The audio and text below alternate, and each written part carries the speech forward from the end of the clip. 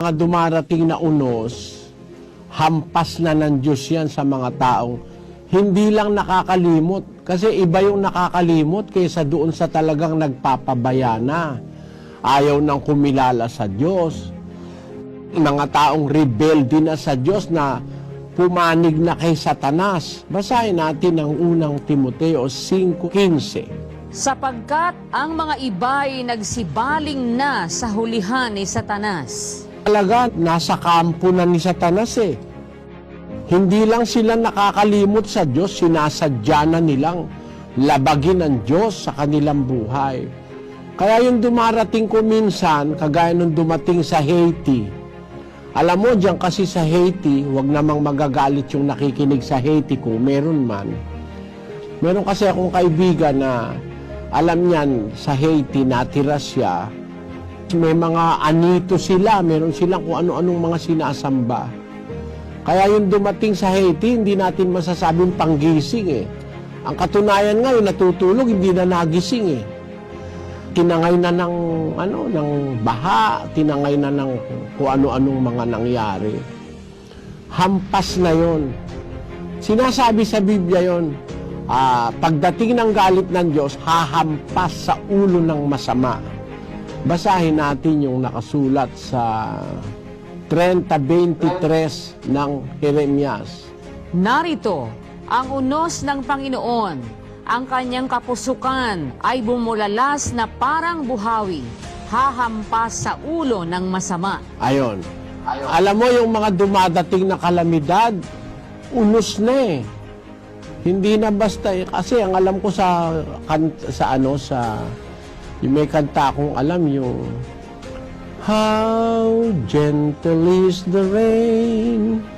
Ang sabi, how gentle is the rain. Gentle naman talaga yung rain eh. Pero pag buhawi na at unos na, matitinding bagyo, yun ang hinuhulaan ni Propeta Jeremias. Basahin natin ang 25:32 ng Jeremias. Ganito ang sabi ng Panginoon ng mga hukbo.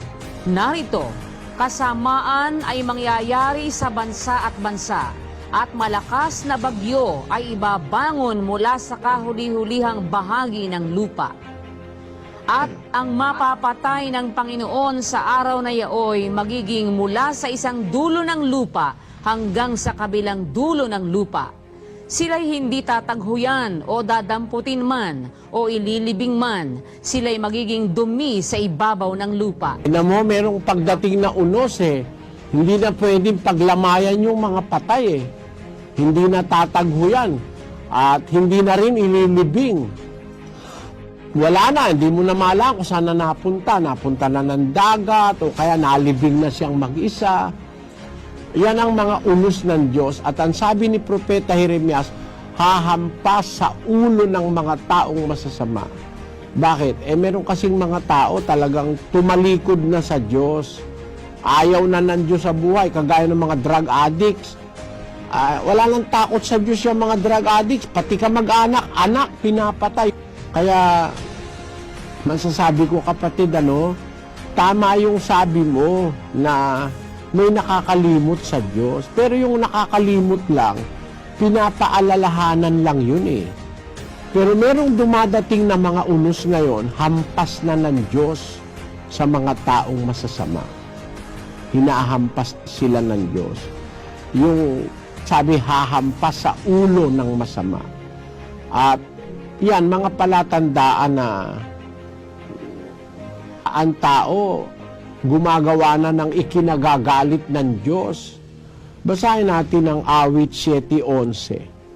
Ang Diyos ay matuwid na hukom. Oo, Diyos na may galit araw-araw. Ayun, nagagalit ang Diyos araw-araw dahil araw-araw walang tigil ang ginagawang kasamaan ng mga tao.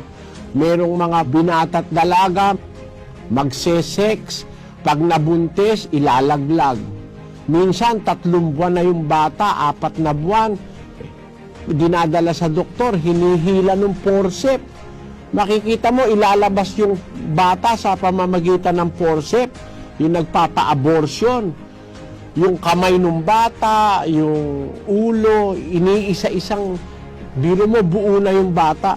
Kasi yung 3 buwang bata, buo na yun eh. Hihilahin ng forceps, aabort. Papatayin yung bata. Walang kalaban-laban yung bata na nasa loob ng tiyan.